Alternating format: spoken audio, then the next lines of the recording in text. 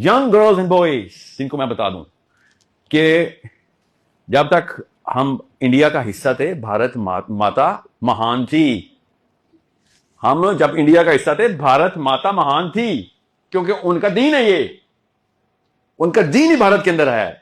जिस तरह इसराइल का दीन ग्रेटर इसराइल में है, इस कौम का दीन अखंड भारत में था। ये ज्योग्राफिकली लॉक्ड कौम थे। क्या पता कौन से नबी की तालीम इन्होंने गलत की है, क्योंकि हमें झोदियों को तो पता है ना कौन से नबी की तालीम इन्होंने अपने पेन लगा दिए। इंडिया में जो भी आए थे, जाहिर है इतनी बड़ी कौन थी, कुछ ना कुछ तो हुआ। इन्होंने जो पोल्यूट किया उसके बाद उन्होंने ज्योग्राफिकल लॉकिंग कर दी। जो कहते हैं ना विष्णु की उंगली से गंगा नीचे बह रही है, ये थ्योरी इन थ्योरी, ये प्रिंसिपल आई कैन एक्सप्लेन कि ये क्यों कोई सोचेगा ऐसे, मैं उसकी तफसील में नहीं जाना चाह रहा हूं। अब उस एंडाउमेंट इफेक्ट को तोड़ने के लिए इस्लाम आया था।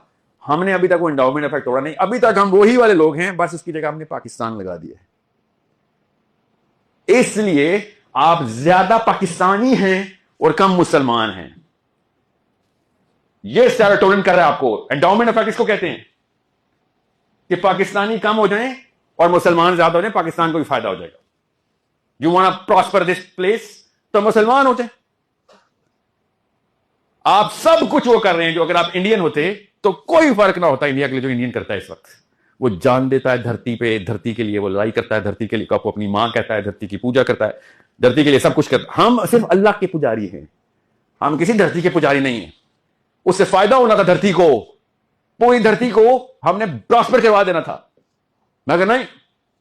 We are the enemies of whoever is across the Durand line here और द वाघा बॉर्डर देयर। ये हमने खुद ही अपनी आइडेंटिटी बनाई, और ये आइडेंटिटी लॉक की जाती है बचपन में पाक सरजमीन करके। बचपन में थे ना पाक सरजमीन में, उस टाइम कुरान नहीं याद कराया जा रहा था, तराना याद कराया जा रहा था। सोचे कुरान समझाने के बजाय मोहम्मद अली जिन्ना और अल्लामा इकबाल की शायरी समझाई जा। उस टाइम बताना था तुझे पता भी है कि तू दुनिया में क्यों आया। दुनिया में आया तू, पाकिस्तान में नहीं भेजा गया, तू दुनिया में भेजा गया। तू खलीफातुल अर्द है, खलीफातुल करियतुल अर्द नहीं आया तू। कितना बड़ा न्यूक्लियर रिएक्टर था, हमने उसका क्या किया, टीटी पिस्तौल बना दी। इसलिए आपको पता भी नहीं है। मैं एक एग्जांपल देता हूं। इसराइल का पता आपको, फलस्तीन की लड़ाई हो रही है, मुसलमानों पर जुल्म हो रहा है, पता आपको? वो झंडा देख के याद आया ना, वो वाला इलाका बताया ना पूरी दुनिया का जहां पे मुसलमान वही वाला सलूक गैर मुसलमानों के साथ कर रहे हैं जो इसराइल मुसलमानों के साथ कर रहा है। तो मुसलमान करे तो ठीक है।